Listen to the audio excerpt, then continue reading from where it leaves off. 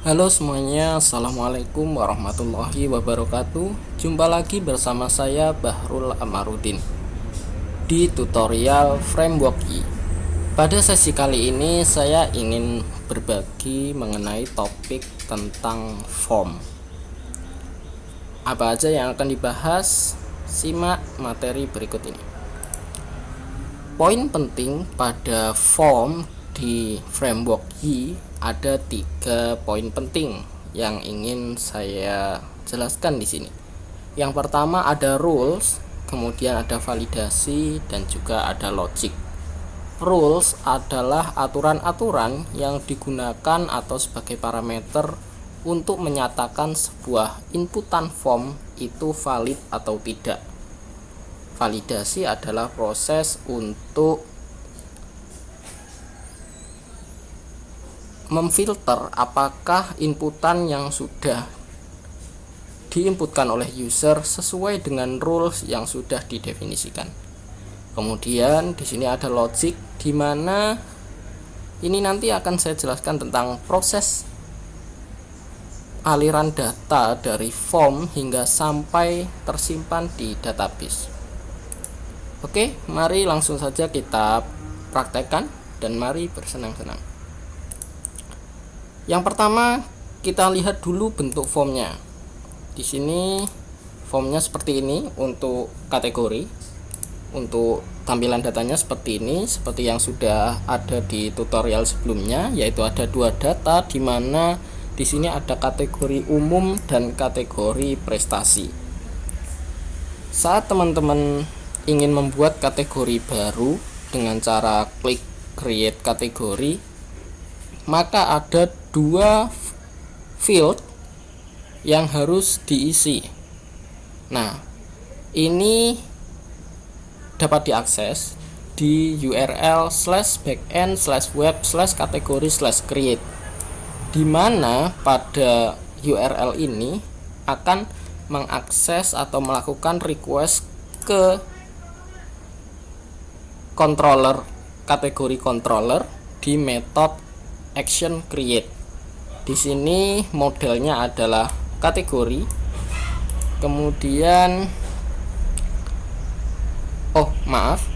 dia akan mengakses view create.php, di mana di view create.php ini Y akan merender sebuah file dengan nama underscore form dan mengirimkan sebuah model ke dalam form tersebut, dimana pada posisi ini itu modelnya adalah kategori. Nah, mari kita lihat isi dari underscore form.php, dimana di sini form akan menggunakan sebuah kelas atau bawaan dari Y, yaitu widget active form, di mana di sini menampilkan dua field. Jika ini saya coba untuk komen.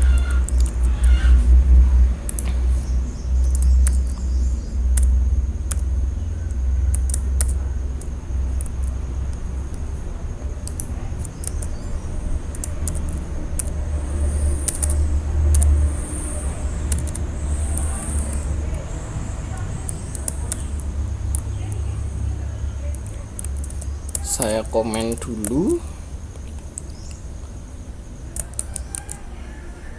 atau saya cut aja.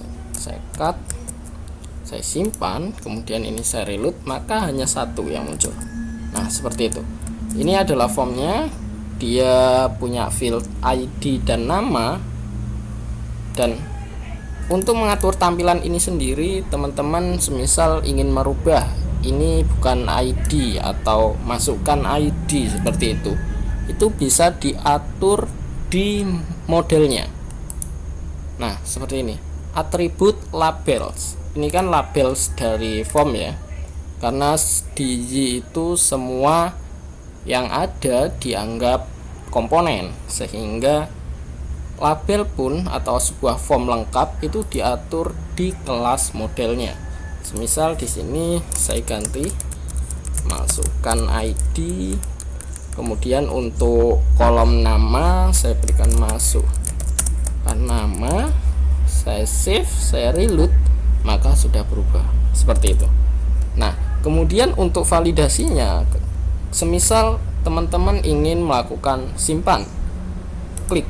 Nah, di sini ada validasi, ID harus diisi, nama harus diisi. Nah, inilah ketika teman-teman sudah melakukan proses klik save, maka akan dilakukan proses validasi.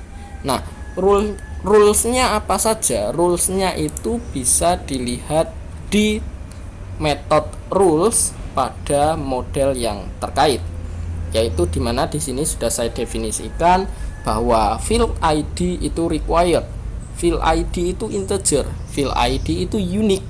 Jadi ketika dia required, kata required itu harus diisi. Jadi semisal fieldnya tidak diisi, maka ada message-nya, ID harus diisi. Nah, sebenarnya message-nya ini Y sudah memiliki message bawaan. Semisal ini saya cut dulu, saya save. Ini saya masukkan, saya reload dulu. Masukkan ID cannot be blank. Nah, itu adalah message default dari Y. Nah, namun karena saya ingin melakukan customisasi, maka di sini saya berikan atribut message di mana value-nya ID harus diisi. Seperti itu. Kemudian ketika semisal di sini saya reload dulu, terus saya masukkan string. Nah, ketika saya save, nah ID harus angka, maka dia akan masuk ke validasi dengan rules ini. ID integer. Kemudian ID unique, katakanlah tadi sudah ada ID 1 dan 2, saya masukkan 2. Saya save, maka di sini unique-nya oh ini belum. Misal ini saya isi baru, di save. Nah, ID sudah pernah digunakan karena harus melakukan pengecekan dulu ke database apakah di model tersebut sudah ada ID-nya apa belum. Kalau sudah ada, dia akan melakukan return message yang sudah dikustomisasi seperti itu.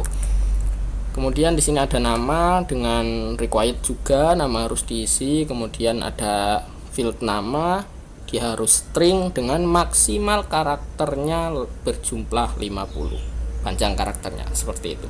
Nah, untuk logiknya sendiri, karena di sini ada poin logic, karena yang rules dan validasi sudah saya bahas tadi. Untuk di logic sendiri, nah gimana logiknya ketika ini save diklik kok dia bisa tersimpan di database? Semisal ada 3 ID 3, kemudian di sini saya ketikkan baru. Nah, ketika save ini saya klik, atau teman-teman nanti ketika praktek teman-teman klik, itu akan tersubmit di sini, submit button save, atau ini kita ubah simpan gitu. Semisal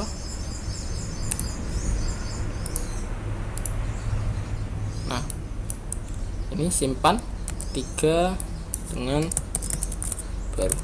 Nah, ketika tersimpan ini, maka si model ini akan dikirimkan ke kategori controller di method action create.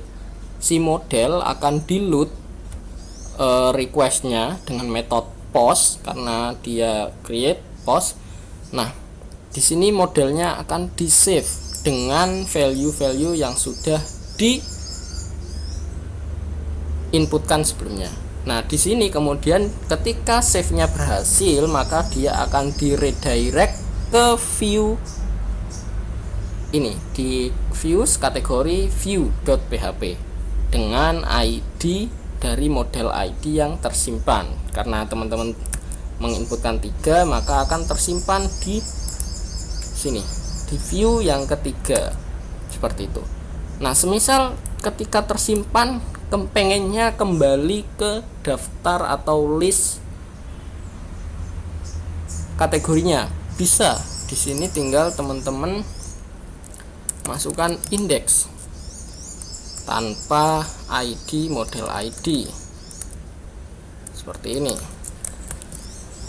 supaya nanti bisa ke redirect langsung ke daftar kategorinya. Bisa kita demokan lagi, misal udah ada 3, maka kita inputkan 4 kategori terbaru, kita simpan, maka akan langsung kembali atau mereturn view index.php di sini.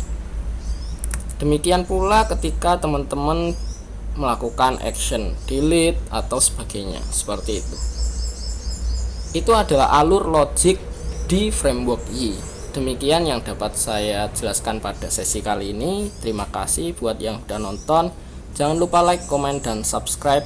Mohon ditunggu untuk tutorial berikutnya. Terima kasih.